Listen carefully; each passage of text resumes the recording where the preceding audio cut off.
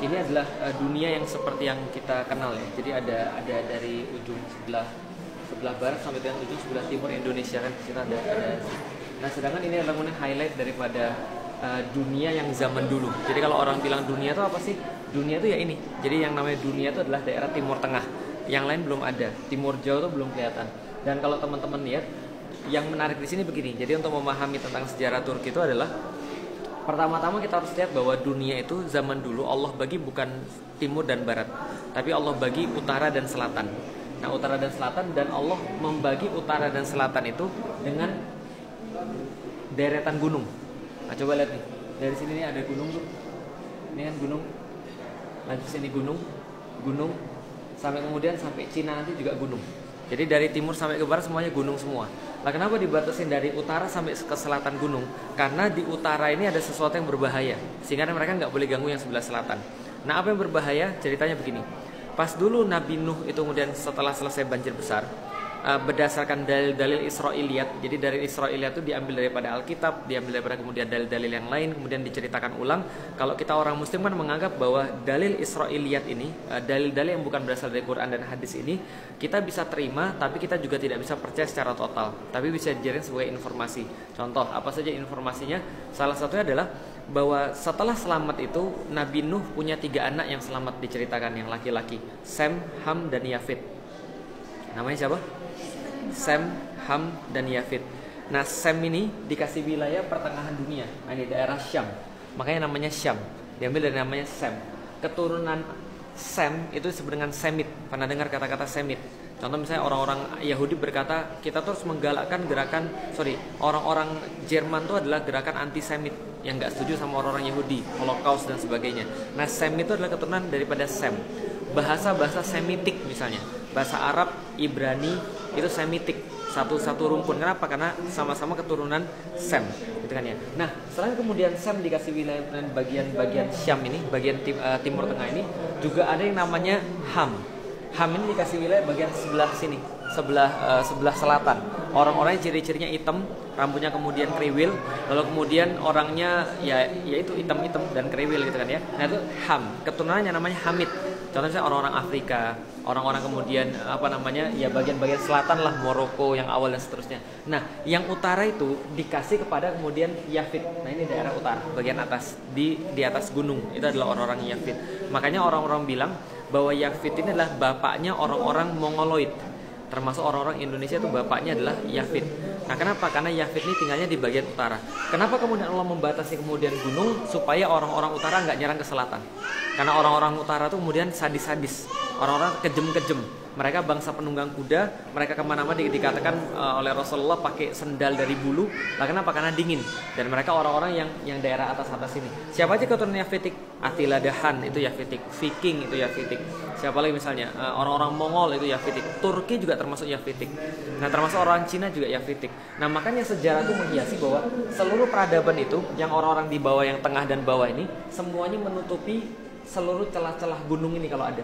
Karena kan kalau ada gunung-gunung begini nih, ada kemudian kayak gini-gini sungai, ini kan membelah gunung nih. Nah, ini kan berarti kan ini kan bisa lewat orang. Nah, maka orang-orang tuh nutupin celah-celah ini supaya dari utara nggak nyerang ke selatan. Contoh misalnya Cina itu kemudian walaupun mereka Yafitik juga, mereka nutupin dari Mongol untuk nyerang ke sebelah selatan. Dari sini juga sama. Orang-orang nutupin ini juga. Orang-orang Itali, daerah Eropa sana juga nutupin dari atas. Kalau pernah baca Asterix dan Obelix itu juga sama kan. Ceritanya seluruh peradaban di dunia dari timur sampai ke barat itu menakutkan orang-orang yang sebelah utara. Karena orangnya kejem-kejem, orangnya sadis-sadis, orangnya pinter perang. Nah, ceritanya pada satu waktu pernah baca tentang Zulkarnain. Zulkarnain belum tahu? Al-Kahfi pernah baca? Surat Al-Kahfi terakhir tentang Zulkarnain kan. Zulkarnain disuruh Allah ke timur, suruh Allah ke barat. Ujungnya Allah suruh ke tengah. Di tengah itulah kemudian dia diminta oleh kaum untuk kemudian menutupi sebuah celah yang kemudian jadi tempat menyerangnya Ya'juj dan Ma'juj. Nah, Ya'juj dan Ma'juj ini golongan Yafitik. Jadi dari utara ke selatan juga. Maka dia kemudian membangun, kalau teman-teman baca di dalam Al-Quran, sebuah casting dari tembaga yang kemudian dicor, lalu kemudian membentuk tembok yang nggak bisa dilewati oleh orang-orang Ya'juj dan Ma'juj, gitu kan ya. Nah, ketika kemudian dia buat tembok itu, ada golongan Ya'juj dan Ma'juj yang tertinggal. Bahasa Arabnya taroka itu meninggalkan, yatruku turkan, taroka yatruku turkan, turika ditinggalkan. Akhirnya itulah kemudian dikasih nama Bani Turk. yaitu adalah orang-orang yang tertinggal. Ketika kemudian Zulkarnain kemudian ngeblok itu kemudian untuk supaya Ya'juj dan Ma'juj nggak bisa nyerang. Nah, itulah bangsa Turki. Bangsa Turki ini kemudian berdasarkan hadis Rasulullah SAW, itu kata Rasul, orang Turki dibagi 3. Ada yang kemudian tetap dalam agama nenek moyang mereka, ada yang kemudian memerangi Anda, ada yang kemudian masuk Islam lalu kemudian membantu Anda. Nah, inilah Turki yang kita katakan sekarang. Makanya Rasulullah SAW bilang, watarku turka idza tarkukum. Jangan ganggu orang-orang Turki, tinggalkan orang-orang Turki selama mereka meninggalkan kalian. Nah, kenapa? Karena mereka pintar perang. Nah, orang-orang Turki itu asalnya dari sini.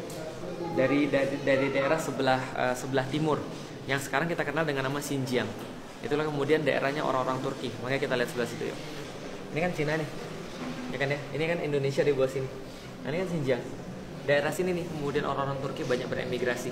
Jadi kalau sekarang teman-teman lihat ada kasus di Uighur gitu kan ya, bukan Uighur, Xinjiang, orangnya nama Uighur. Kalau tempatnya namanya Xinjiang. Nah, ini dari sini kemudian mereka beremigrasi ke sini semua. Kenapa? Gara-gara tekanan orang-orang Mongol. Jadi ketika Mongol tuh melebarkan wilayahnya, Mongol tuh sepupuan sama Turki. Nah, kenapa? Kan sama-sama Bani apa tadi? Semham Yafet. Mereka kemudian beremigrasi ke sini. Nah, itulah yang awalnya dipimpin oleh Bani August itu. Bani August kemudian sampai ke sini bersentuhan dengan Abbasiyah.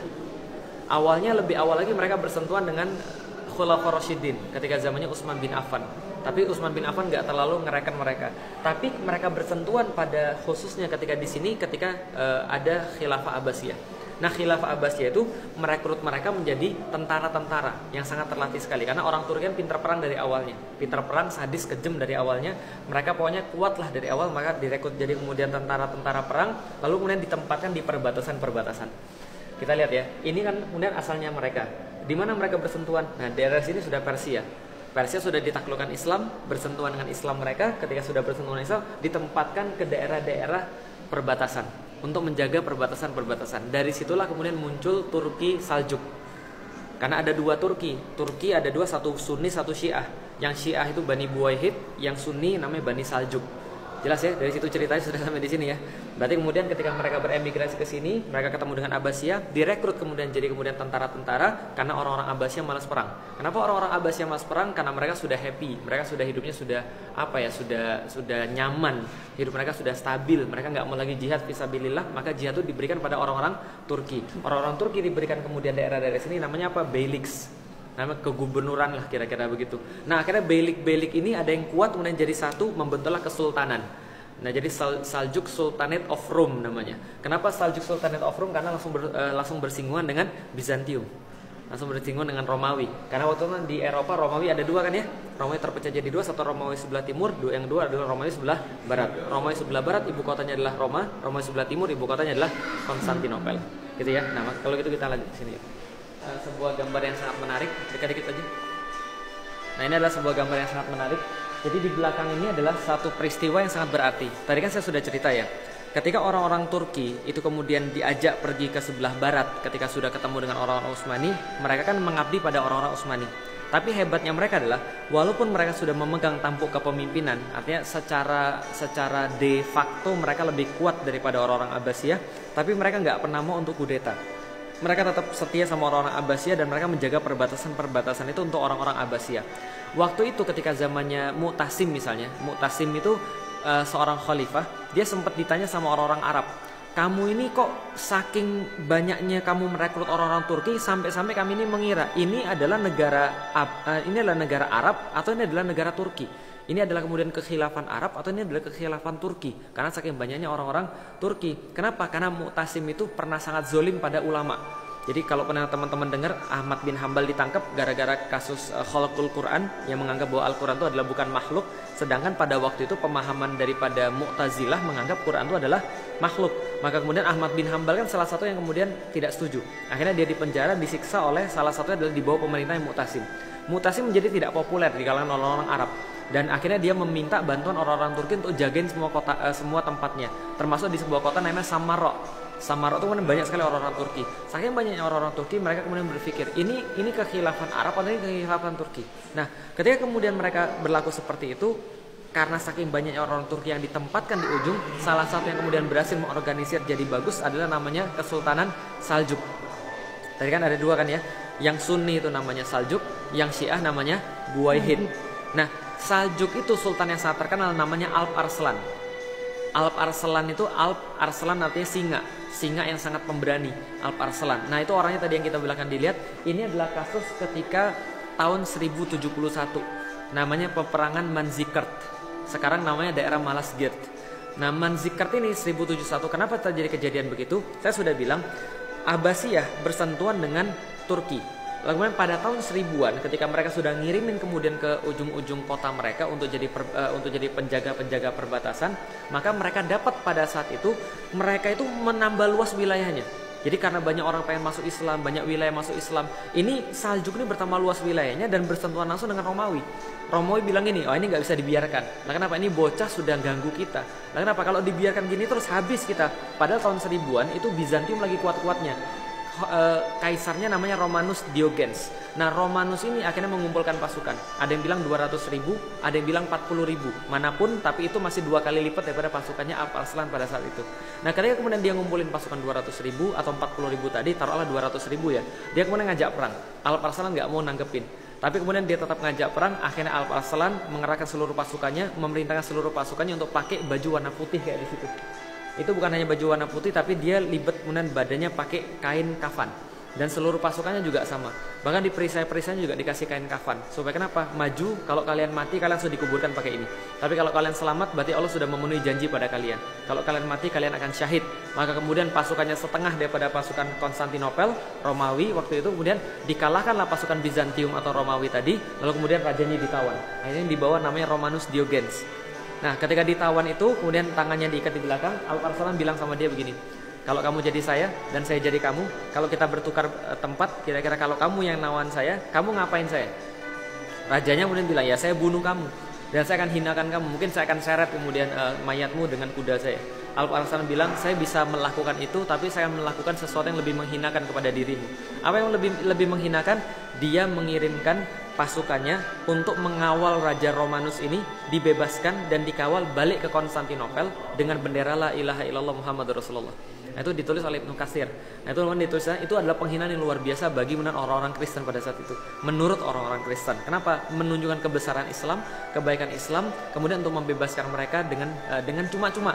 Sampai kemudian di Konstantinopel, rajanya ini malu luar biasa, paus yang di Roma apalagi. Maka paus yang ada di Roma setelah diprovokasi sama Peter the Hermit namanya, lalu kemudian mengeluarkan fatwa-fatwa yang kemudian menjelek-jelekkan Islam. Lalu kemudian orang-orang kemudian jadi paham bahwa Islam itu kayak jelek banget, hoax. Nah inilah hoax yang pertama terbesar seumur dunia. Nah, kenapa? Ya nggak pertama sih, tapi termasuk hoax yang terbesar di dunia. Disebarkan kemana-mana. Orang Islam tuh suka makan bayi. Orang Islam tuh pakai kalung dari kemudian tengkorak bayi. Orang Islam tuh adalah anti Kristus. Orang Islam tuh adalah tidak suka dengan kebaikan. Mereka makan mayat. Kayak gitu-gitulah. Pokoknya mereka anti Kristus, mereka anti agama kita. Mereka pengen menghancurkan Kristendom dan sebagainya. Akhirnya muncul seruan perang salib dari peristiwa ini. Nah ini peristiwa Manzikert 1071. Perang salib pertama 1089 kalau saya nggak salah. 1090-an. Lalu berakhir pertama kali 1189-an, sekitar 200-an tahun. Nah maka inilah kemudian yang menjadi cikal bakal perang salib. Paham ya? Nah ketika perang salib itulah kemudian terjadi antara clash antara Kristen dan Islam. Nah semuanya dimulai dari peperangan Manzikert. Karena orang-orang Islam berhasil menunjukkan kedikdayaan mereka. Baru disadari orang-orang Bizantium. Gitu ya. Oke, kalau gitu kita lanjut lagi. Pasca pemerintahan Alp Arslan itu kemudian Saljuk hancur karena sultan-sultan setelahnya kan pada berebut kekuasaan. Nah setelah kemudian Saljuk ini hancur, maka semua kesultanan Turki ini, kesultanan orang Turki dan yang lain-lain ini disatukan oleh satu orang lagi. Namanya siapa? Ini namanya. Maka kita masuk kepada Utsmani. Yang menyatukan namanya Utsman Bey atau Ghazi Utsman. Jadi dia menyatukan seluruh kemudian bani-bani yang kemudian terpecah belah ini menjadi satu bani, makanya dia kemudian dianggap sebagai pendiri Utsmani. Tapi sebenarnya yang sudah memupuk dari awal adalah bapaknya namanya Ertuğrul. Makanya sekarang kan Ertuğrul semenjak ada filmnya kan terkenal sekali di Indonesia. Sampai beberapa orang nama anaknya sekarang Ertuğrul, bukan lagi Fatih gitu kan ya. Nah ini adalah orangnya, ini anaknya Ertuğrul, Osman bin Ertuğrul. Nah dia ini kemudian berhasil menyatukan seluruh orang-orang yang ada di sini dan dia punya satu keistimewaan yang sangat luar biasa. Nanti saya ceritakan di situ. Nah Osman ini kemudian punya anak namanya Orhan. Nah sampai di titik ini itu orang-orangnya masih sama. Jadi wajahnya tuh masih wajah-wajah mirip-mirip Uighur. Jadi mirip-mirip Turki asli, nggak kayak sekarang. Kalau Turki kayak sekarang kita lihat loh kok Turki ini kayak Eropa. Karena mereka sudah nikah sama banyak orang. Karena Orhan ini nanti punya istri orang Eropa. Ada yang bilang orang Serbia, ada yang bilang orang Bosnia, ada yang orang Yunani dan seterusnya. Nah ini Orhan lalu kemudian punya anak namanya Murad. Nah Murad ini yang kemudian melanjutkan penaklukan. Murad punya anak namanya Yildirim Biyazid. Yildirim sudah tahu kan artinya kan ya? Ada yang tahu artinya? Petir. Kenapa petir? Kenapa namanya Yildirim Biyazid? Karena dia bolak-balik Asia Eropa untuk menaklukkan wilayah-wilayah di Asia Eropa. Dia menaklukkan Karaman, balik lagi menaklukkan sini, balik lagi menaklukkan. Jadi kemudian orang bilang dia petir, karena gerakannya cepat sekali dalam jihad. Namanya Yildirim Biyazid. Ini kemudian ketika dia mau menaklukkan Konstantinopel, karena pengen menaklukkan Konstantinopel, nanti saya cerita kenapa sih ini orang pengen semua menaklukkan Konstantinopel, nanti saya cerita. Nah ketika Yildirim pengen menaklukkan Konstantinopel, dia bersentuhan dengan satu lagi kekuatan yang hebat yang baru muncul daripada Mongol. Salah satu keturunan daripada Genghis Khan itu masuk Islam. Akhirnya kemudian keturunannya ada namanya Timurlang. Nah Timurlang ini kemudian memerangi saudaranya sendiri. Karena dia bilang bahwa saya pengen jadi pemimpin seluruh kaum muslimin di seluruh dunia. Nah maka ketika dia memerangi kemudian kaum muslimin sendiri, akhirnya ketika berperang, setelah itu kemudian berhasil ditangkap sama Timurlang, ditahan di satu tempat. Kalau dari gambarnya kayaknya Isil Jami ditahannya di sana. Nah ketika ditahan di sana, meninggal dalam kemudian kurungan. Setelah meninggal, anak-anaknya berebut kekuasaan. Anaknya berebut kekuasaan dan orang-orang mengira bahwa Turki sudah habis, Utsmani sudah habis. Tapi ternyata berhasil disatukan lagi oleh seseorang namanya Birinci Mehmet. Ini adalah Mehmet I yang kemudian menyatukan kembali seluruh Turki. Maka orang bilang inilah kemudian pendiri Turki yang kedua. Setelah kemudian Osman Ghazi, lalu kemudian Mehmet I. Dan Mehmet I ini adalah orang yang sangat penting bagi orang-orang Indonesia. Kenapa? Lihat pemerintah dia 1413 sampai 1421. Di zamannya dia itu diperintahkan Wali Songo untuk ke Indonesia. Nah jadi dia kemudian mendapatkan mimpi dari Rasulullah. Dalam mimpinya dia diminta untuk mengirimkan 9 orang untuk ke timur jauh untuk mengenalkan Islam kepada orang timur jauh. Maka dia langsung kemudian bikin satu kepanitiaan, diutus 9 orang yang kemudian diketuai oleh Maulana Malik Ibrahim, lalu kemudian pergi mendarat di Gresik.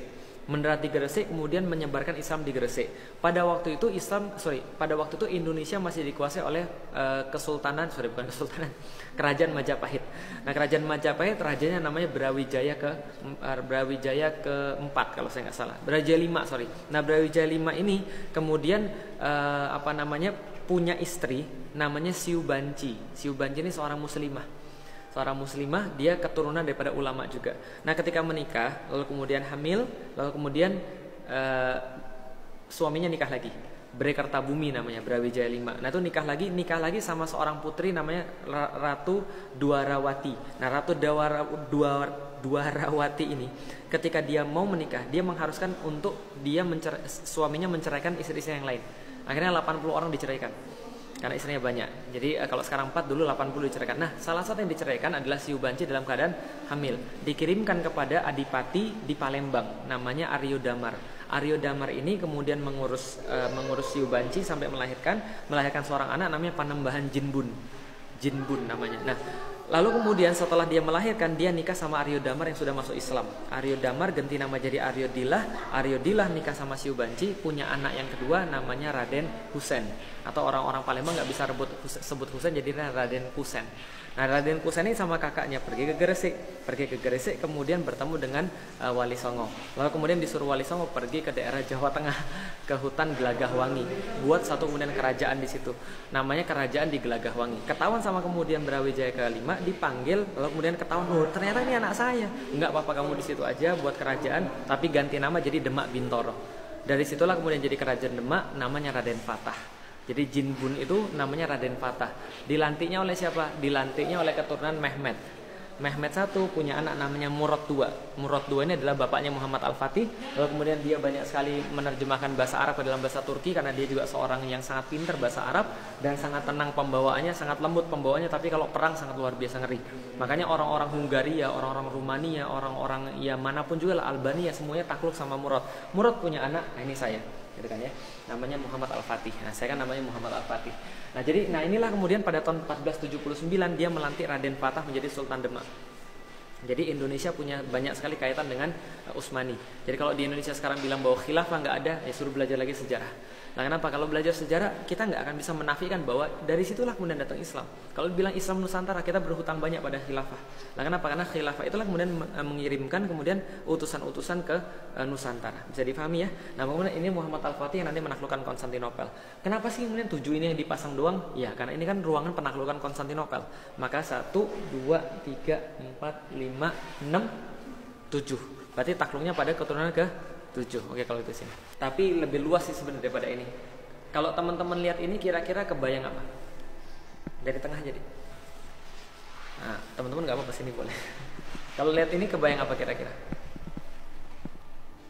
Kebayang apa nih? Ini bentuknya kayak apa nih? Lihat-lihat aja. Bentuknya kayak apa nih kira-kira? Nggak ada yang tahu. Kelihatan nggak ini bulan? Ya nggak sih? Lihat nih ada bulan nih. Bentuknya kayak bulan nggak? Bintangnya di mana? Lah, jadi gini ceritanya. Ini bukan ngayal, bukan ngarang, tapi mengayal sih. Karena dalam bahasa Turki hayal apa? Hayal artinya? Hayal artinya? Hayal, imajinasi apa lagi? Mimpi. Mimpi ya. Nah, jadi ada cerita tentang tentang impian Utsman.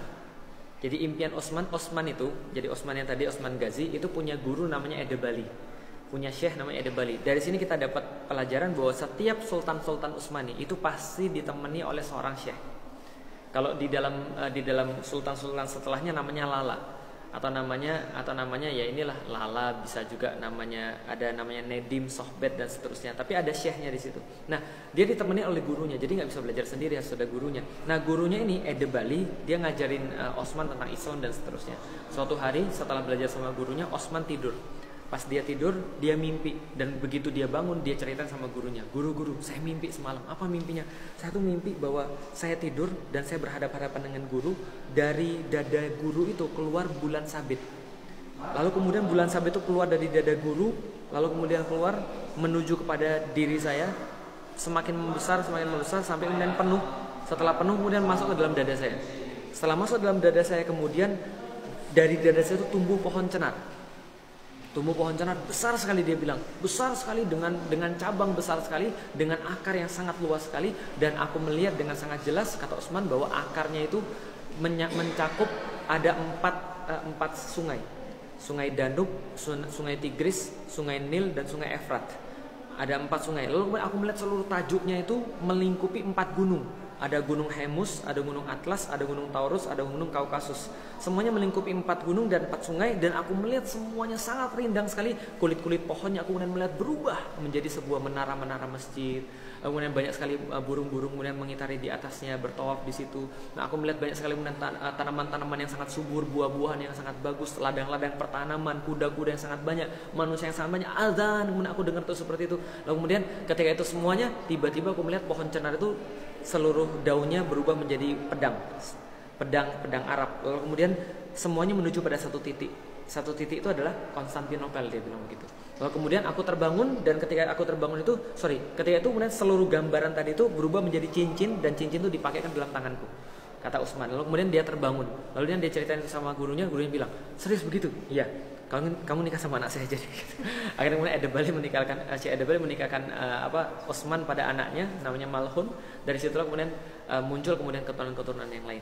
Nah, maka kemudian impian Utsman itulah yang diwariskan pada anak-anaknya. Berasal dari mana? La tuftahanul Konstantiniyah fala ni'mal amiru amiruha wala ni'mal jaisu dzalikal jais. Kata Rasulullah, akan ditaklukkan kota Konstantinopel, sebaik-baik penakluk adalah dia, dan sebaik-baik pasukan adalah pasukan dia. Bisa difahami ya? Artinya ini kemudian yang menjadi inspirasi bagi seluruh orang itu, makanya mereka semua mau menaklukkan Konstantinopel. Jadi ini ibarat sudah kayak apa ya? Sudah kayak tujuan turun temurun. Jadi dari buyut kepada cucunya, cucu kepada bapak, bapak pada anaknya, anak pada cucunya lagi, semuanya kemudian diwariskan. Kenapa? Karena mereka pengen agar ini adalah pencapaian terbesar dalam keluarga kita. Orang Turki bilang kizil elma, apel merah mereka. Jadi sesuatu yang sangat diinginkan oleh mereka adalah kota Konstantinopel. Maka mereka bikin bulan lalu bintang. Itu kemudian yang saya dapat dari kemudian apa yang kemudian saya baca. Walaupun orang-orang banyak bilang, oh bulan bintang artinya penyembahan terhadap pagan. Ya saya sih nggak terlalu banyak bahas itu sih. Tapi yang jelas ini kemudian impian Utsman, gitu ya. Kalau mau lihat di tengah tuh, adalah nasihat Ertuğrul kepada kemudian Osman. Jadi nasihat Ertuğrul pada anaknya coba lihat baik-baik. Ini adalah ingat-ingat anakku bahwa kamu boleh kemudian melawan saya, tapi kamu jangan pernah melawan Syekh Ade-Bali. Jangan pernah kamu menyakiti Syekh Ade-Bali karena dia adalah kemudian sebuah cahaya yang tidak akan kemudian hilang atau cahaya yang sangat kuat. Dan kemudian keutamaan dia itu lebih banyak daripada saya. Kamu boleh melawan saya, tapi kamu jangan melawan Syekh Ade-Bali. Kenapa? Karena kalau kamu memberontak terhadap saya, paling saya akan merasa marah dan saya akan terluka. Tapi kalau kamu melawan Syekh Ade-Bali, aku nggak akan pernah ngelihat kamu. Nah, kenapa? Aku nggak akan pernah nganggap kamu. Mata saya akan buta terhadap keberadaanmu. Kamu nggak akan saya anggap sebagai anak. Kenapa? Karena saya berbicara bukan atas Syekh Ade-Bali, tapi untuk kepentinganmu sendiri. Jadi gini, orang tuh ada dua. Ada namanya ayah biologis, ada yang namanya ayah ideologis. Dan di sini kemudian Osman Ghazi mengatakan bahwa ayah ideologis itu tidak kalah pentingnya dengan ayah biologis. Bahkan kalau misalnya dilihat yang menentukan jalan itu siapa adalah ayah ideologisnya. Bahwa ayahnya ayahnya adalah yang ikut andil dalam melahirkan dia. Tapi ayahnya belum tentu bisa didik dia. Kalau andaikan antara gurunya sama ayahnya, harus pentingan gurunya. Itu kemudian pendidikannya orang-orang Utsmani, pendidikannya orang-orang Islam sebenarnya. Tapi kalau zaman sekarang kan nggak gitu. Kalau sekarang kemudian orang pergi ke sekolah, lalu kemudian anaknya salah, anaknya dihukum, kemudian lapor kepada bapaknya. Bapaknya bilang apa? Lapor polisi. Kan itu kan ya. Padahal kalau dia mau taat sama gurunya, dia akan mendapatkan kebaikan luar biasa. Kenapa? Pada ulama, pada guru itu ada barokah. Makanya Muhammad Al-Fatih kalau kita tahu dia punya guru. Siapa namanya gurunya? Aksyamsuddin. Satu lagi Ahmad Al-Qurani. Ahmad Al-Qurani itu ngajarin dia Al-Quran. Ketika datang pada Syekh Ahmad Al-Qurani, dia kan agak petantang-petenteng karena anak sultan. Lalu Ahmad Al-Qurani bilang, saya boleh didik anak ini dengan baik, Sultan. Pada Murad bilang, ya terserah, kan kamu syekhnya. Kemudian dipakai kemudian kayu, dipukul oleh Muhammad Al-Fatih. Kayunya patah, lalu kemudian Muhammad Al-Fatih dari situ merasa takut sama gurunya, sejak itu sangat hormat sama gurunya, lalu dia bisa menghatamkan Quran umur 8 tahun. Jadi kalau guru itu mukulnya aja barokah. Dan guru kan gak mungkin sembarang mukul. Mukulnya aja barokah, apalagi kalau dia sayang sama seorang murid. Tapi kalau guru itu kemudian gak ridho sama seorang murid, gak akan bakal didapatkan ilmunya. Nah, kenapa Allah tuh menurunkan ilmu pada manusia itu lewat guru. Bisa dipahami ya? Makanya Imam Syafi'i berkata salah satu syarat mendapatkan ilmu adalah dengan guru yang baik. Selain dengan semangat, sungguh-sungguh, dengan harta, dengan apalagi dengan kecerdasan dan waktu yang lama, gitu kan ya. Tapi salah satu adalah guru. Yuk, kalau gitu kita lanjut lagi.